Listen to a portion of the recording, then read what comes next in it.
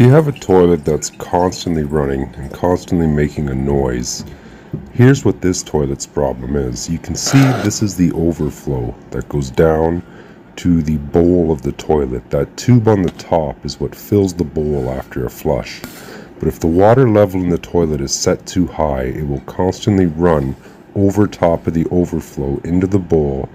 And this here is the fill valve, and the fill valve will never be satisfied because it is constantly running. Now, if you look at the top of this fill valve, you'll see that there's a Phillips head on the top and a plus minus.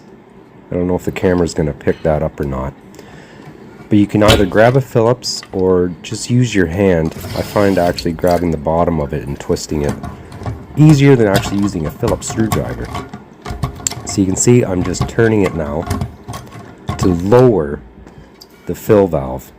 And instead of flushing the toilet every time you adjust it, if you just take a little bit of water in, it'll help you decide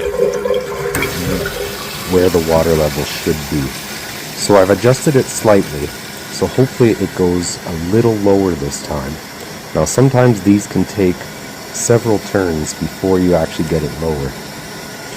Now you do want the water level around a quarter of an inch to 3/8 of an inch below where the overflow goes down to the toilet bowl.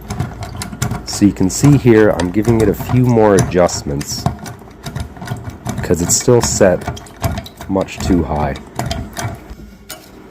Now your overflow might be different than this one here. This is a drum style flapper. If you have a standard style flapper, it's the same principle.